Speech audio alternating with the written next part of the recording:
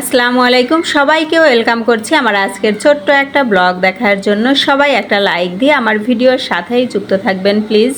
আজ কয়েকদিন ধরেই মুষলধারে বৃষ্টি হচ্ছে।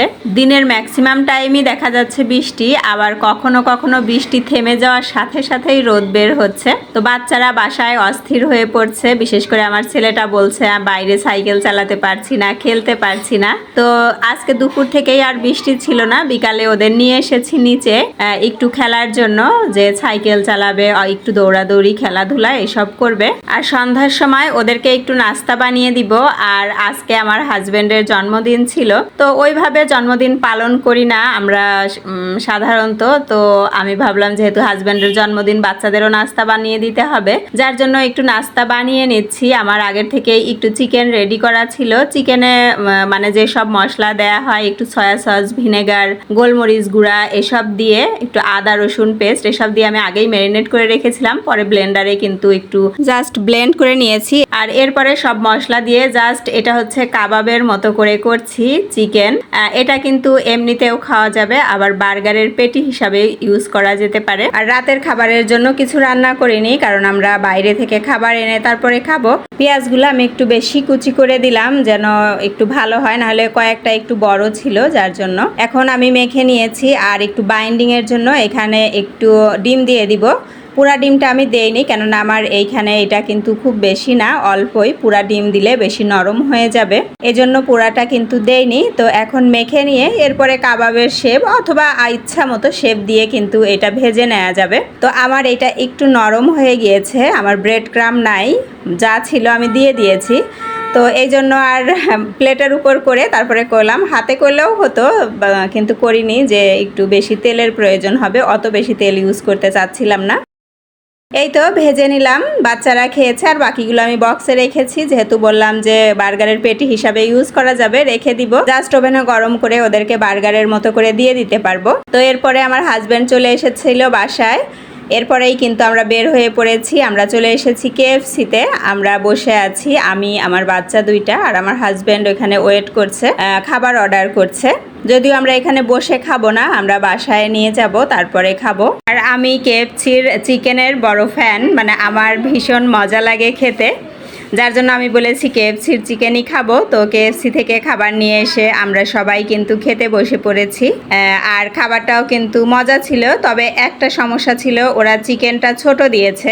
আর ওদেরকে যা বলা হয়েছিল এখানে তো যা চাই সেটা নেওয়া যায়, বাট ওরা বলছে, কিন্তু বাসায় এসে দেখি অন্যরকম। পরে কিন্তু ওদের কমপ্লেন করা হয়েছে, মানে দুইটা স্ট্রিপ যতটুকু একটা চিকেন তার থেকে একটু বেশি হবে, এরকম একটা চিকেন দিয়েছে। তো একটা চিকেনের দাম ওদের অলমোস্ট 176 সম্ভবত। তো সেখানে দুইটা স্ট্রিপ আর কতটুক হতে পারে, যারা KFC-তে খেয়ে থাকেন তারা তো জানেনই। তো যার জন্য ওদেরকে কিন্তু কমপ্লেন করা হয়েছে।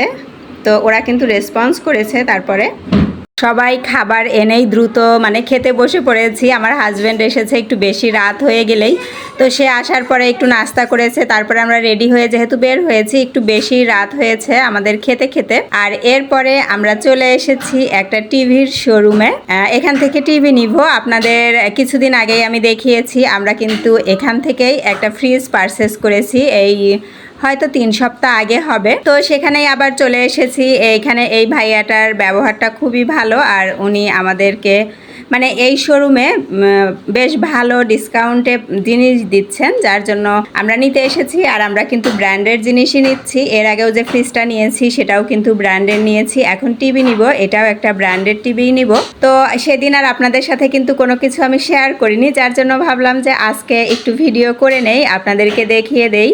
এখানে যে বক্সের মতো একটা দেখতে পেলেন, এটা কিন্তু একটা ফিল্টার, এই যে আমি এইটার কথা বলছি। আর এখানে আসলে আপনি এক ছাদের তলায় সব ধরনের প্রোডাক্ট পেয়ে যাবেন। দেখতেই পাচ্ছেন আপনারা, অনেক কিছু, মানে অনেক আইটেম কিন্তু আছে। তবে মেইনলি কিন্তু ওদের বিজনেস হচ্ছে টিভি ফ্রিজের। তো এগুলোও কিছু কিছু আইটেম আছে, এবং সব কিছুই কিন্তু এক্সপোর্টেড কোয়ালিটির।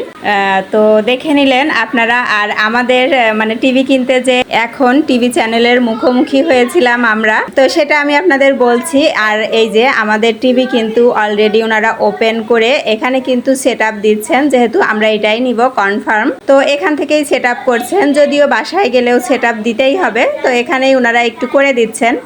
আর এই যে বললাম যে এখন বা টেলিভিশনের সাথে দেখা, তো ওনারাও ঢুকেছেন আর আমরাও যেহেতু পারচেস করছি, তো ওনারা বলছেন যে আপনারা কি পারচেস করছেন, তো আমরা বললাম যে হ্যাঁ।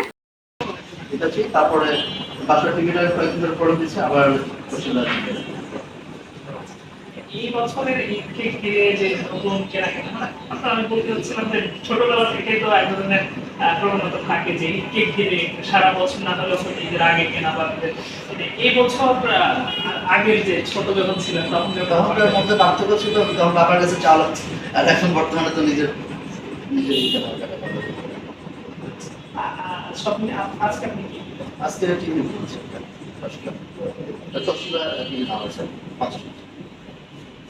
দাম যদি বলি যে কেমন, নিশ্চয়ই এখানে এসে দেখেন আরো 2-4 জায়গায় দেখেছেন, সব মিলিয়ে কেমন মনে হয় এই বছরের ঈদকে ঘিরে নতুন আয়োজন, নতুন প্রোডাক্ট কেমন হচ্ছে বা দামটা কেমন?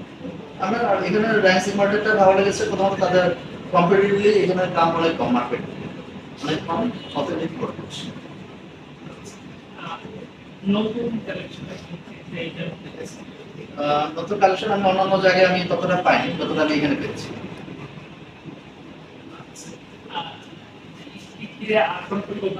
এখন পরিকল্পনা আমি আমার হাজব্যান্ড দুজনেই কিন্তু সাক্ষাৎকার দিয়েছি শেষ পর্যন্ত। প্রথমে আমি দিতে চাইনি, কারণ আমার একটা ধারণা ছিল যে হয়তো ওনারা মানে প্রশ্ন করবেন, শিখিয়ে দিবেন, কি উত্তর দিব। আসলে তেমনটা না, ওনারা প্রশ্ন করেছেন, ইনস্ট্যান্ট উত্তর দিতে হয়েছে। আমরা যা দিয়েছি হয়তো ওনারা পরে এডিট করবেন, কাটসাট করবেন, তো নিজেদের মতো করেই কিন্তু উত্তর দিতে হয়েছে। তো হাজব্যান্ডের জন্মদিন উপলক্ষে কিন্তু টিভি কিনতে এসে একটা নতুন এক্সপিরিয়েন্স হলো। আর হাজব্যান্ড মনে হয় তার জন্মদিন উপলক্ষে এই টিভিটা কিনেছে, এই জন্যই কথাটা বললাম। কি আর করবে, এখন তো বড় হয়েছে, কেউ গিফট দেয় না, যার কারণে নিজের জন্মদিনে নিজেই কিন্তু নিজেকে গিফট করেছে। আর এই তো টিভি সেট আপ হয়ে গিয়েছে আর বাচ্চারা বসে কিন্তু টিভি দেখছে এখন। তো আমার আজকের ব্লগ এতটুকুই ছিল।